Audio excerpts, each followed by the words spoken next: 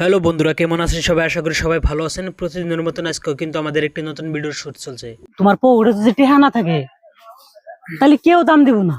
আর ওই জন্য বর্তমানে আমি গেলে টেহার পিছনে ছুটি। এই ভিডিওর মাঝে আমার পার্ট ছিল দালাল টাইপের শিকদার সাহেব, কারণ আমি সবার কাছ থেকে চাকরির জন্য টাকা নেই, কিন্তু আমি কাউকে চাকরি দেই না। এই ভিডিওর মাঝে কিন্তু অনেকে কাজ করেছে, তার মধ্যে হলো আরিস, আকরাম, রাশিদুল, আলামিন, সানিদুল এবং আমি। আর এখানকার আমাদের শুট ছিল আরিসের কাছ থেকে আমি চাকরির জন্য টাকা নিয়েছি, কিন্তু আরিসকে আমি কোনো চাকরি দিই নাই। সেই জন্য আরিস এখানে আমাকে ডেকে এনে বললো যে আমার চাকরির টাকাটা আমাকে ঘুরিয়ে দাও, কারণ আমার বাড়িতে আমার বউ অনেক অসুস্থ।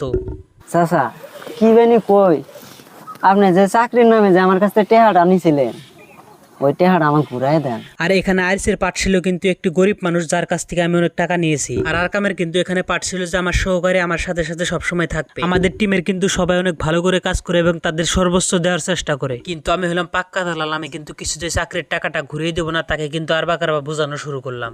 আরে আরিস, অল্প কয়দিন ধরেছে ধরো, তুমি কোনো চিন্তা করো না, তোমার চাকরিটা অলরেডি 90% হয়েছে। এখন যাই হোক, আরিস কিন্তু আমার কাছে অনেক টাকা চাবে, কিন্তু আরিসকে কিন্তু আমি কোনো ধরনের টাকা দিব না, কারণ আমি টাকা মেরে খাবো। এরপর এক কথায় দুই কথা আরিস কিন্তু বলতে লাগলো যে আপনি মিনিস্টারকে কোনো টাকা দেন নাই, সেই জন্য আমার চাকরিটা হয় নাই। আমি তাকে বললাম যে তোমার চাকরিটা হয়ে যাবে, সেকেন্ড লিস্টেই কিন্তু তোমার নামটা চলে আসবে। এরপর এক কথায় দুই কথায় কিন্তু আরিসও আমার সাথে কিন্তু তর্কাতর্কি শুরু হয়ে গেল। এরপর ওই তর্কাতর্কিটা এমন জায়গায় যা পৌঁছিল যে আরিসও আমার সাথে কিন্তু মারামারি শুরু হয়ে গেল। এখন যাই হোক, আরিসের সাথে মারামারি করে কিন্তু আমি এখান থেকে চলে গেলাম। এরপর আরিস এখানে মন খারাপ করে বসেছিল, কারণ আরিস কিন্তু এই ভিডিওর মাঝে অনেক গরিব ছিল। এরপর আরিসের ছেলে ওখানে এসে আরিসকে বলতে লাগলো আমার অনেক ক্ষুধা লেগেছে, আমাকে কিছু খেতে দাও। আব্বা আব্বা আমার খুব খিদা লাগছে, আমার কিছু খাবার দাও। এরপর আরিস রাগের সদনে বলে ফেললো যে এখান থেকে চলে যা, আমার কাছে কোনো খাবার নাই, আমি এখানে খাবার নিয়ে বসে থাকি না। এরপর তার ছেলেটি ওখান থেকে চলে গেল, আর আরিস কিন্তু মনে কষ্ট নিয়ে কিন্তু তার বাসার দিকে চলে আসলো। এরপর আরিসের বাসায় কিন্তু সানিদুল চলে আসলো। সানিদুল এসে কিন্তু আরিসকে বোঝানো শুরু করলো। আর এই ভিডিওতে কিন্তু সানিদুলের পার্ট ছিল আরিসের বন্ধু হিসেবে কাজ করবে। এরপর আরিস ও সানিদুল কিন্তু ওখানে বসে বসে কথা পাচ্ছিল। তারপর কিন্তু তার ছোট ছেলে বের হয়ে এসে বললো যে আব্বা মা কথা বলে না। আব্বা আব্বা মা কথা কন না, সে বুড়ো বুড়ো করে আছে।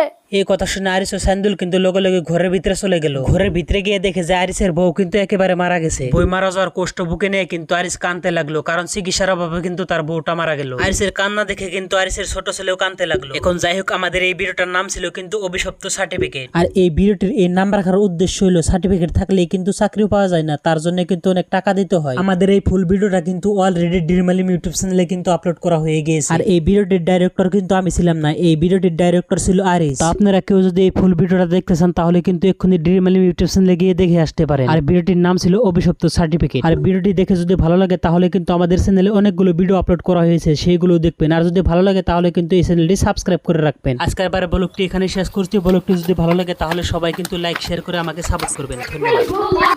আরিস আরিস, ওই সকালে যে আমার উপরে চোখ গরম করে মেলা তো কথা কয়ে থেলি, এখন যে তোর বলে আমার বাচ্চা যে বাচ্চুরি করে খাইলো, এটার বিচার কর।